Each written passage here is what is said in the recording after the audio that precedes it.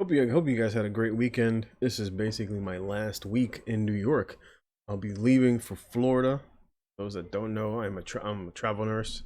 Been a nurse 10 years, and I was at New York Presbyterian Hospital for the last part of the past 4 years, especially during the pandemic. And once I realized that they were going to mandate the vaccine, I was just like, not for me. Decided to go back to traveling, which I had done before. I've worked in quite a few hospitals here in New York. So we're off to Florida. We're off to Florida, and the goal eventually is, of course, to leave America. The Republic is dead. We'll have to take America with us wherever we go. Now, today's article, of course, if you haven't heard, is New York hospital to pause baby deliveries after resignations over COVID-19 vaccine mandate. And this was obviously going to happen. You have quite a few nurses who are what they refer to as vaccine hesitant, and it just means that people just ain't gonna take it. Has nothing to do with I'm not sure if I want to watch it. I'm gonna wait. They're like, nah, I ain't taking that shit. And so they're like, you know what? I'm just gonna resign. And so this hospital here, it says New York State, says a hospital in upstate New York is pausing deliveries of babies because of the number of maternity unit employees. And so this is not just nurses. I want to see. I actually haven't had a chance to read the article. I saw the article over the weekend, and of course, was talking with some of the other doctors and nurses about this, and and everybody knows. They're like, yeah, it's just going to get worse. And of course, this is the week of actually the week before. So we're not even at the mandate yet. So this is moving forward. Excuse me, I'm still getting over a little bit of a cold. I got so much little excess mucus. That's the one good thing. Uh, I was like a little sick for like a day and a half. I was like running like low temps. Yeah, so I was like, you know what? I work as a travel nurse, so I don't take the health insurance. I just put money aside for all that stuff. I take responsibility for all that stuff. Put money aside, savings aside, etc. Invest for my future, etc. So I got sick. I took a day off. I was just like, sweat it out. Felt much better. Next day. So one of the beautiful things about your immune system, if you let it do its thing, it'll do it. You have a natural killer that resides inside of your body. It just needs practice. So if you sit there constantly dusting everything off and making sure everything is, super spotty clean. What was that? Like that George Carlin skit that he did a way back. He's like, one day you're gonna come across a bug and it's gonna kill your ass because your immune system is so weak. Every now and then, I'm just like, all right, go to war. Since we're unable to safely staff the service after September 24th, it says the number of resignations received leaves us no choice but to pause, which means they must have had a large number of resignations because it wasn't like onesies and twosies. It wasn't like one or two of those of them, the fringe, conspiracy theorist nurses, been watching fucking BitChute too much. That they were just like they had a huge number of people that were like fucking them out. This is my hope that the Department of Health will work with us in support of pausing the service rather than closing the maternity department. Since former New York Governor Andrew Cuomo announced all hospital long-term care facilities employees must have at least one dose by September 27th and the 30th. Hospital system, it says 21 of whom were working in clinic areas have resigned. Damn, this is 30 hospital system employees. 21 of them that worked in the clinic. Holy shit. They said, fuck it out. That 6 of the resignations were in the hospital's maternity unit. Wow, 6 maternity unit people just dipped. So Care said the 165 employees throughout the Lewis system who haven't received a single dose. It says there are 165. So these are just the people. These are just the first people that left. They already got another 165 that as of this moment have not received it. So these people are not vaccine hesitant. They're just like weighing their options. They're like, all right, where am I going to move? Can I move to Florida? Can I get a spot in Florida? What about Texas? Can I get an apartment somewhere in Texas? Are they looking for tech? Are they looking for a nurse? Anybody out there looking for a respiratory therapist? Oh my God. This is what these people are doing. They're not hesitant. They're like they're sitting there weighing their options. Like, where the hell am I gonna go? Or are these people? And then there's those when they're like start losing too many numbers. They're like, all right, maybe they'll wisen up and we'll just be like the last of the remaining staff and have to deal with the shortage. Since our vaccine rate is now 73%, 463 individuals in the health system are now vaccinated. 165 employees are not yet vaccinated, and it is not clear what they will do. He says we have 2 weeks remaining for the 165 to receive their first dose of the vaccine. He says, and at that same time, we must develop contingency plans for the services we believe are at risk. He says we can't wait for the last minute. We says we have not given much time. It says it is a hard deadline before us. Here said several other departments were at risk based on the number of unvaccinated individuals. Is this whole hospital going to close? Wow, that would be crazy. It says contingency plans include resigning nurses from administration roles to clinical functions, he said. Now, of course, they might send in the military. And some of these individuals are more like they treat them like nurses, but they don't necessarily have the training of nurses, especially when it comes to like critical assessments. These are, I'm not exactly, I guess they're like medics. They might be viewed as medics. But you're going to get by with whatever you're going to get by with. Like whatever they put in place for the people is basically what they're going to get. They're going to get rationed care from whatever the government will be able to provide for them at best. He says, ask what it should take to keep the maternity ward running. Care said, our hope is we get close. Says, our hope is as we get closer, the numbers will increase of individuals who are vaccinated. And I kind of doubt that. If you're literally, like I said, if you're literally, 2 weeks away from the deadline, and these people haven't even gotten a first dose. So if these people are literally waiting the last 2 weeks to get their shot, it's more than likely that they're not gonna get it, or they're just like I said, they're basically weighing their options of where they're gonna go and what they're gonna do. Or some of them are hoping that there's gonna be like some sort of an injunction, some lawyer's gonna step in. That's not gonna be the case. You have to take responsibility for your own body. You have to take responsibility for your own health about what you're choosing to put in your body. I mean, for I don't know how many years men have been hearing, the my body, my choice when it comes to abortion. And I really don't care about abortion. I'm even though I live by most Christian principles, I really don't care if a woman wants to get aborted. The only thing that I care about is, am I being taxed so that another person can get an abortion? That's the real thing. I'm completely against taxation. And so that's the only reason why I even interject into anything. I remember when I did my OB clinical here at Metropolitan Hospital way back. And there was a young girl there who was there for her 9th abortion.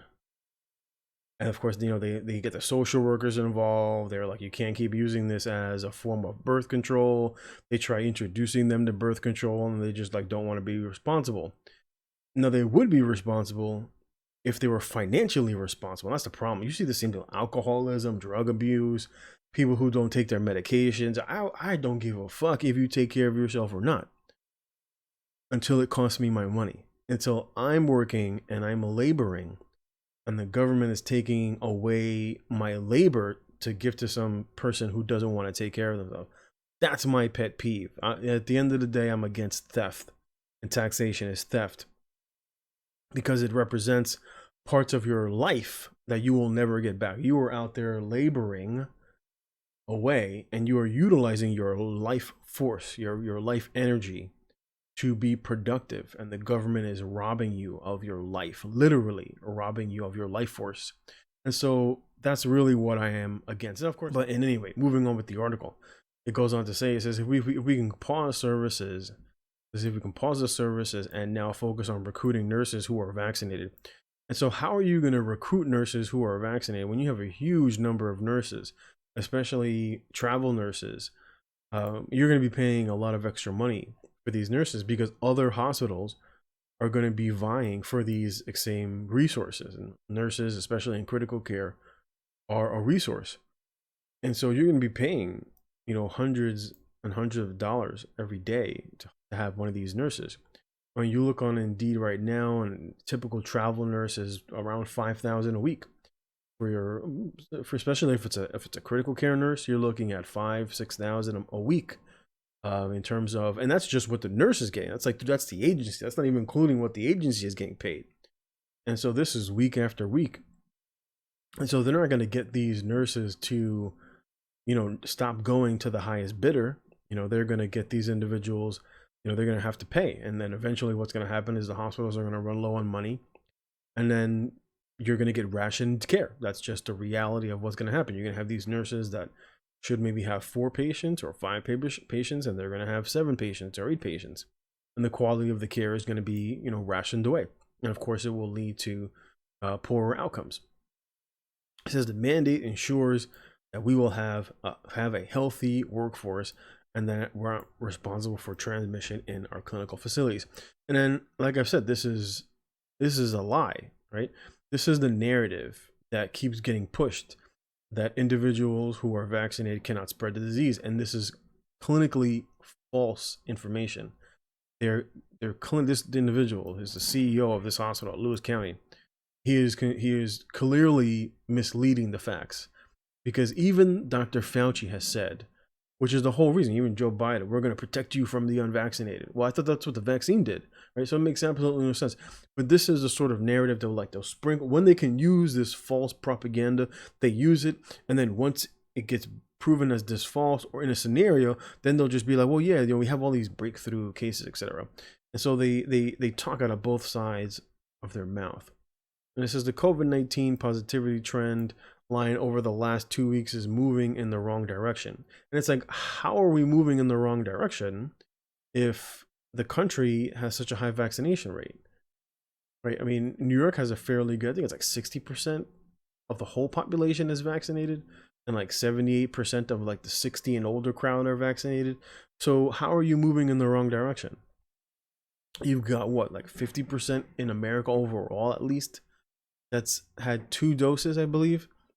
And of course, like I've shown, you just Google COVID vaccine cases and just look at this, just look at the little trend. You'll see it for yourself. And so this is the narrative. How are we moving? And this is his own words, right? You can see the quotation. These are his own words that he is stating that we're moving in the wrong direction, even though we have a vaccine. The vaccine, of course, is not doing what they say that it does. It says Lewis County has the highest 7 and 14 day positivity rate in the state of New York over the last 3 days. And it's funny because all my colleagues, they talk about this. They're like, oh, but New York. And I'm like, not in the season yet. We're not in the season for flu season to start, right? We're not in respiratory season yet. Everybody's still outside.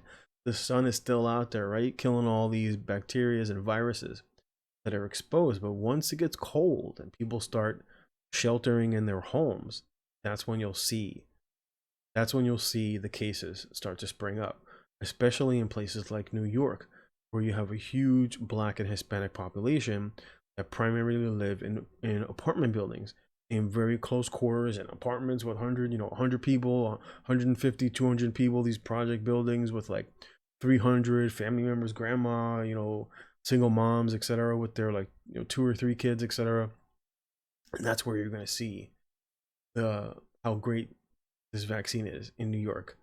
These people are going to get blown away. I have a really good hunch that most of they were begging me. I told them I couldn't come in today because I had to get my flu shot. I was like, I went to Walgreens and I didn't even think about it, because I've gotten the flu shot before, even though I'm like, the shit don't really work. And I'm like, I've taken it before. The reason that most nurses take the flu shot is not because they're worried about the flu. It's because they always fucking made us wear a mask. And I didn't even think about it. And I was just like, wait a minute. We're still required to wear a mask in the hospital. So I shouldn't have even taken it, because I'm like, what's the point? The only reason that most nurses take the flu shot is because we don't want to wear a damn mask the whole flu season. That was typically what they would do. They want to do it. Nobody want to do it because you're sitting there wiping your face all the time because you're sweating with the damn mask on. It says today, this is how COVID-19 transmission is impacting the health system. This Lewis County health system has 5 employees in quarantine, 5 employees in isolation, and there are 4 community members hospitalized at the LCGH who are COVID positive, and they're ill enough to be inpatients. These people, I want to know, are these people vaccinated?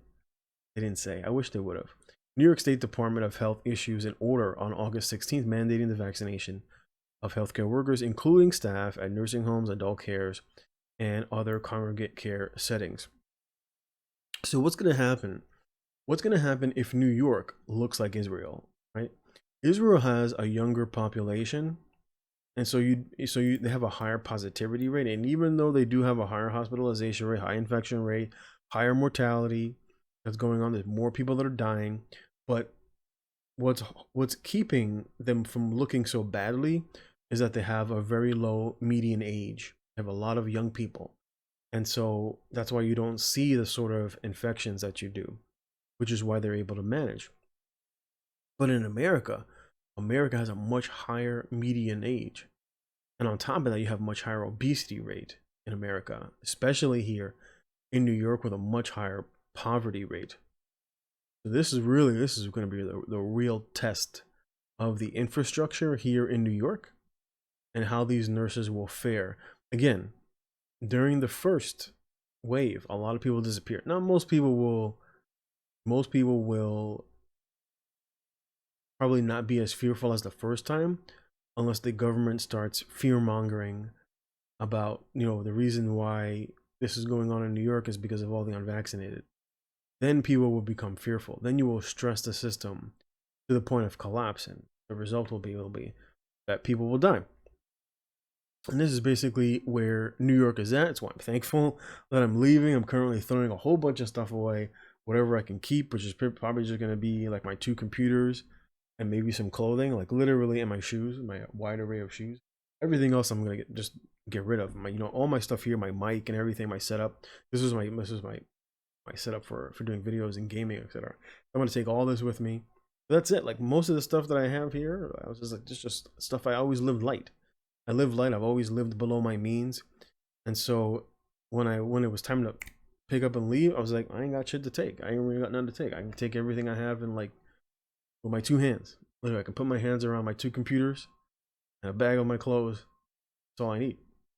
But that's gonna be the reality here in New York. Just a couple of more months. And we'll really start to see what New York is gonna unfold into. And I feel real sorry for a lot of these healthcare workers.